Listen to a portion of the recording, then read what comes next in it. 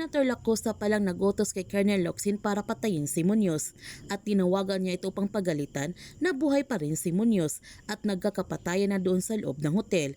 Kapag nabuhay pa si Muñoz, sasabit silang dalawa. Kaya naman tinawagan ni Colonel Locsin si Greg upang tanungin paano nagkakaputukan sa loob ng hotel.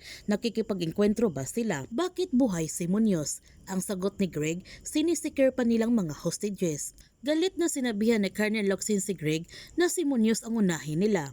Ang sabi ni Greg, matatapos ang trabaho. Sa pagpasok nila Max at Miguel sa tunnel, sinabihan naman sila ni Greg na patumbahin ang mga kalaban na nakaharang sa exit. Kaya sa kanilang pagpasok sa loob ng hotel, pinatay na nga nilang mga tauhan ni Muñoz na nakabantay na malapit sa tunnel. At sinabihan ni Max ang team, clear na ang exit point. Papunta naman si Gab sa exit point na kasamang 3 kabataan.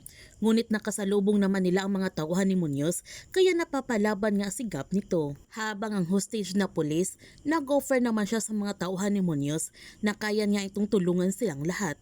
Pwede niyang kausapin si Lieutenant para maabsuelto silang lahat. Kaya binigyan siya ng baril na isang babae upang pumili ng isang hostages para patayin niya ito at patunayan ang kanyang sarili kung dapat ba siyang pagkatiwalaan. Tinutukan naman ng pulis ng baril ang kanyang kabit dahil ito ang kanyang papatayin at nagalit ng gusto ang kanyang kabit nito. Pero hindi niya kayang patayin ang kanyang kabit kaya pinatay kaagad ng babae ang pulis nito.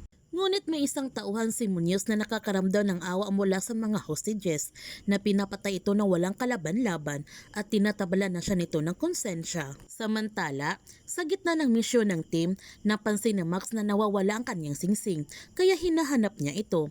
Sinabihan naman siya ni GB na hayaan na lamang niya ang kanyang singsing at kalimutan niya ito. Nasa misyon sila ngayon. Kaya hinayaan na lamang ni Max ang pinakamahalaga na bagay sa kanyang buhay at pinapangako niya sa kanyang sarili na uubusin niya ang lahat ng mga tauhan ni Muñoz. Nagtagumpay naman si Gab at Tomas na mailabas ang kanilang hawak ng mga hostages at bumalik agad sila sa loob ng hotel para tapusin ang kanilang misyon. Nakasalubong naman ni Andres si Joel sa loob ng hotel at kinamusta kaagad ni Joel ang kalagayan ng kanyang asawa.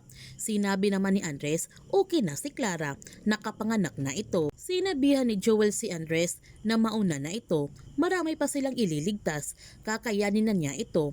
Ngayon sinabi pa niya na ligtas na ang kanyang mag-ina, pero kinuha ni Andres si Joel upang ilabas niya ito ng ligtas. Pababa naman si Miguel sa employee's entrance at doon na niya i-defuse yung bomba. Si Gab naman ang bahala sa main door at no choice si Tomas kundi samahan niya si Gab para may backup ito habang i-defuse niya ang bomba. Papasok na nga si Diamond sa loob ng hotel at nakita naman ito ni Greg.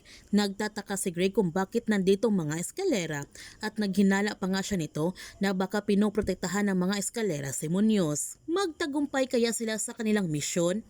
Yan ang ating aabangan sa Incognito. Kaya kung bago ka pa channel ko, don't forget to like, subscribe, and click notification bell para palagi kang updated sa mga videos in-upload ko. Thank you for watching and God bless to everyone.